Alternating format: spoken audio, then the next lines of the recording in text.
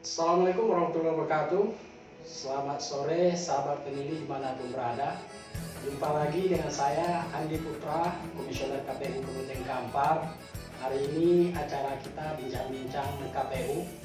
Pada sore hari ini sahabat pemilih, bersama saya sudah hadir Pak Ahmad Dahlan selaku Ketua KPU Kabupaten Kampar dan Ibu Maria Aribeni selaku Ketua Divisi Program dan Data KPU Kabupaten Kampar.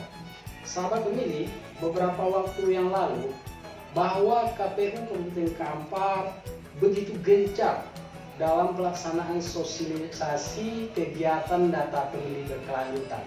Nah, bagaimana kegiatan ini bisa terlaksana? Kita akan bincang-bincang bersama Pak Ahmad Dahlan dan Ibu Bararabeni. Tentunya terlebih dahulu kita sapa dulu Pak Ahmad Dahlan. Assalamualaikum Pak. Waalaikumsalam warahmatullahi Apa wabarakatuh. kabar Pak? Alhamdulillah sehat walafiat. Bu, Assalamualaikum Bu. Waalaikumsalam Pak Andi. Apa kabar Bu? Alhamdulillah Sehat Bu ya. sehat luar biasa. Walaupun Kampar pada hari ini Iya. sudah ditetapkan situasinya zona merah ya, Iya. namun tidak mengurangi semangat kita dalam mensosialisasikan data pemilih berkelanjutan. Siap. Memang ini merupakan sesuatu hal yang luar biasa. Kampar tidak pilkada, Iya. tentu secara anggaran juga tidak disupport. Iya. Akan tetapi dibuktikan tidak mengurangi semangat untuk mensosialisasikan kepada masyarakat. Siap. Oke sahabat pemilih, mungkin terlebih dahulu saya akan bertanya kepada Pak Ahmad Dahlan. Pak Ahmad Dahlan, bahwa beberapa waktu yang lalu kita mengetahui KPU Kampar melakukan sosialisasi berkaitan dengan data pemilih berkelanjutan melalui lini kepartaian. Nah, kalau kira-kira sahabat pemilih boleh tahu apa sih yang menjadi dasar KPU Kabupaten Kampar dalam melakukan sosialisasi ini melalui jalur lini kepartaian ini? Silakan Pak. Terima kasih Pak Andi pada sore hari ini. Adapun dasar daripada Kabupaten Kampar untuk melaksanakan sosialisasi ini sampai ke partai. Pertama ini ya kita laksanakan mulai dari bulan Maret. Iya Pak. DPP ini kita laksanakan sesuai dengan Undang-Undang Nomor 7 Tahun 17 tentang Pemilu, kemudian juga SE KPU Nomor 181. Iya. Dan setiap bulan itu kita melaksanakan rapat pleno. Dan rapat pleno ini mengundang baik dari partai peserta pemilu, Iya. Bawaslu dan Stafafdar yang ada di Kampar ini. Iya. Nah, dari pertemuan tersebutlah muncul sistem usulan daripada kawan-kawan kita khususnya dari Bawaslu dan disambut baik oleh partai politik. Maka adalah usulan salah satu usulan tersebut bersosialisasi untuk melaksanakan sosialisasi dengan partai politik. Nah, kenapa harus melalui jalur lini kepartaian Pak? Begini, ketika kita melaksanakan dengan mendatangi desa-desa yang ada di Kampar ini, tentu karena luasnya wilayah Kabupaten Kampar Iya. tidak mungkin kiranya 100% bisa kita dapatkan, maka sesuai dengan hasil dari masukan-masukan dari kawan-kawan kita khususnya Bawaslu dan partai politik, melalui jalur partai politik. Kenapa? Partai politik ini mulai dari tingkat kabupaten tentu ada juga dia memiliki tingkat kecamatan, bahkan sampai ke desa, pengurusannya sampai ke desa.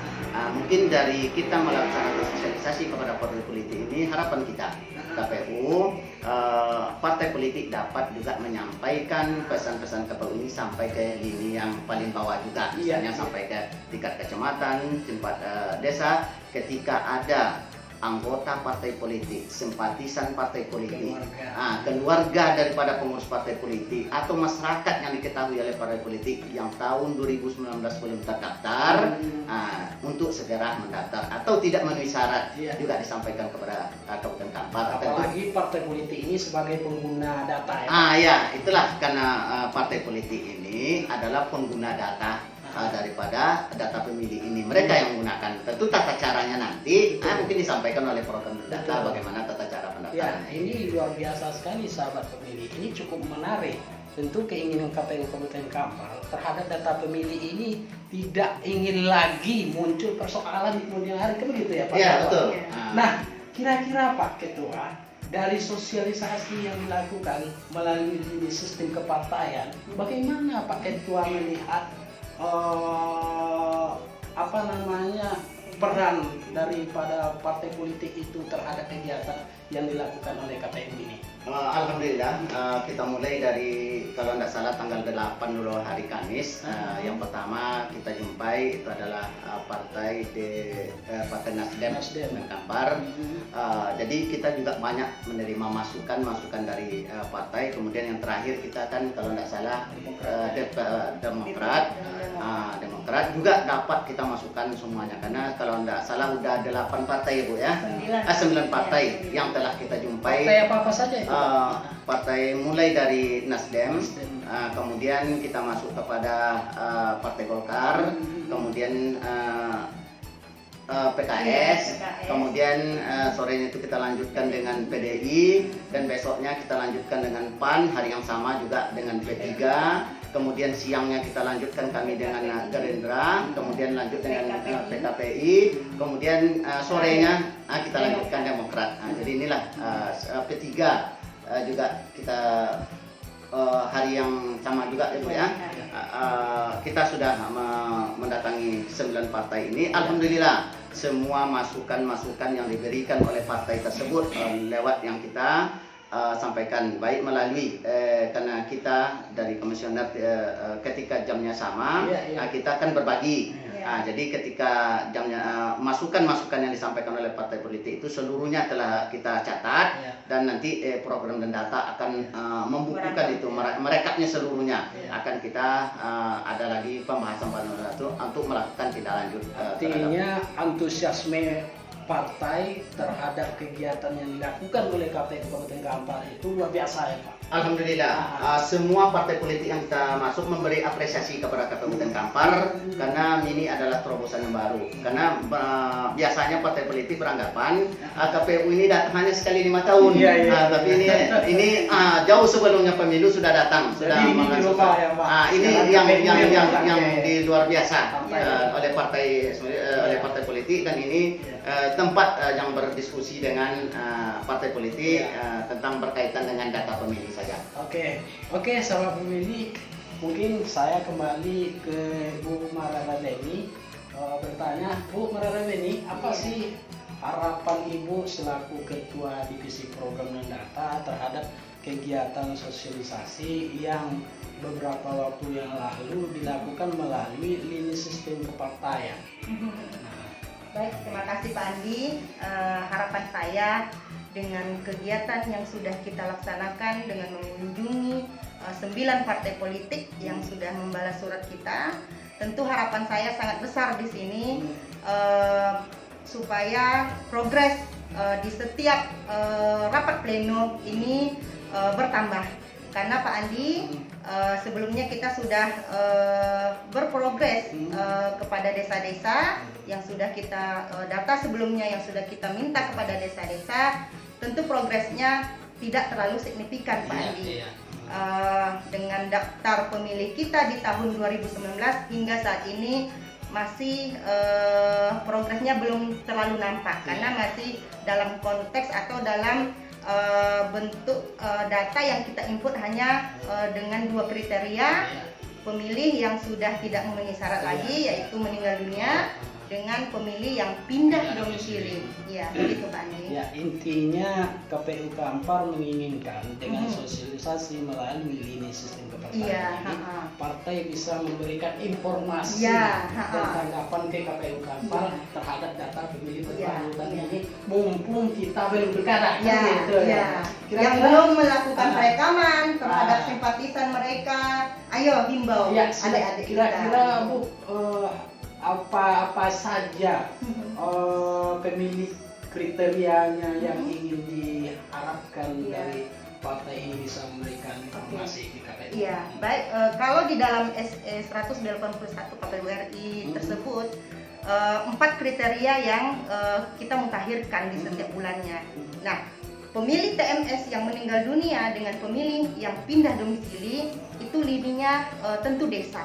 Nah, untuk menghimbau masyarakat melakukan perekaman, kemudian yang sudah pensiun dari TNI Polri yang kembali statusnya menjadi masyarakat sipil, tentu kita masukkan ke pemilih baru. Nah, jadi inilah sebenarnya progres pada rekap setiap bulannya. Belum nampak, hanya ada 2 progres, yaitu TMS yang meninggal dunia dengan pindah domisili. Nah, harapan saya, dengan harapan kami KPU Kabupaten Kampar dengan mengunjungi kawan-kawan partai politik, tentu adanya progres pada pemilih pemula atau pemilih yang dulunya pada saat pemilu di tahun 2019 yang belum termasuk dalam DPT, yang misalkan statusnya yang pada saat pemilu di 2019 adalah statusnya DPK, nanti bisa melaporkan diri ke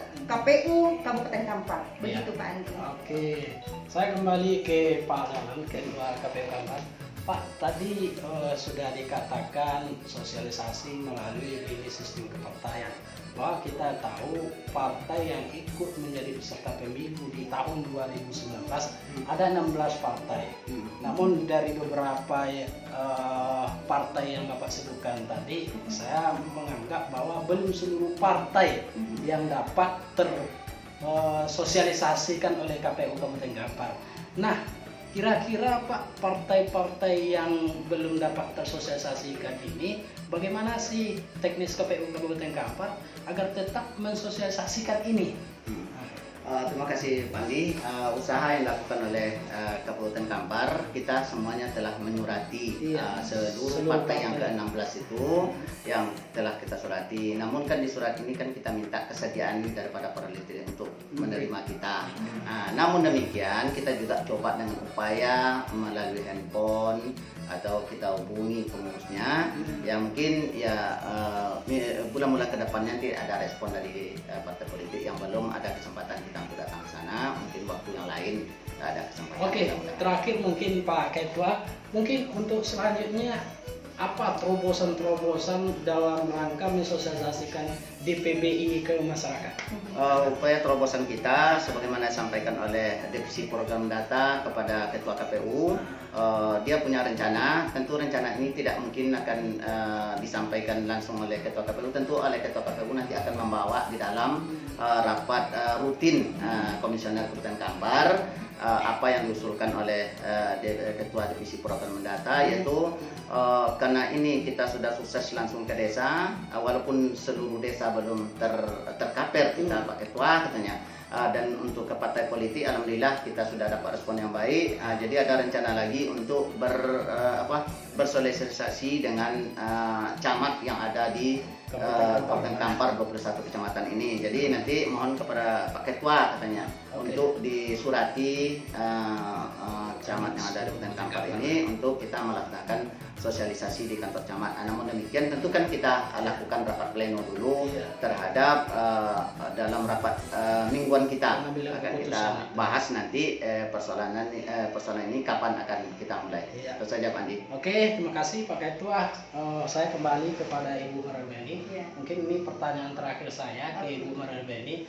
Ini tadi sebagaimana yang dikatakan oleh Ketua bahwa terkait dengan data pemilih berkelanjutan ini kan diplenukan setiap bulan, setiap akhir bulan. Nah, agar sahabat pemilih yang ada di Kabupaten Kampar ini mengetahui berapa sih data pemilih terakhir yang diplenukan oleh KPU Kabupaten Kampar, silakan sampaikan kepada. Baik, terima kasih Pak Andi. Kita tahu pada hasil DPTHP 3 pada saat pemilu 2019 itu jumlah DPT kita adalah 475,435. Dan sekarang dengan adanya pemutahiran di setiap bulannya, kita sudah ada penambahan DPT kita dari hasil pemutahiran, walaupun ini masih secara offline, masih secara manual, tapi alhamdulillah data kita bergerak di setiap bulannya, yaitu berjumlah 479.544. Begitu Pak Andi. Oke, terima kasih Bu Mararbeni. Sama-sama Pak Andi. Terima kasih Pak Ketua. Itu sahabat pemilih bincang-bincang sore kami pada hari ini bersama rekan-rekan KPU Kabupaten Kampar. Sahabat pemilih, untuk menciptakan data pemilih berkualitas tidak bisa dititik beratkan kepada dua penyelenggara KPU dan Bawaslu. Perlu ada kerjasama kita serta peran aktif kita untuk mewujudkan itu semua. Tanpa ada kesadaran kita semua, maka semua itu tidak akan pernah terwujud. Terima kasih. Nantikan kami pada sesi-sesi berikutnya. Assalamualaikum warahmatullahi wabarakatuh.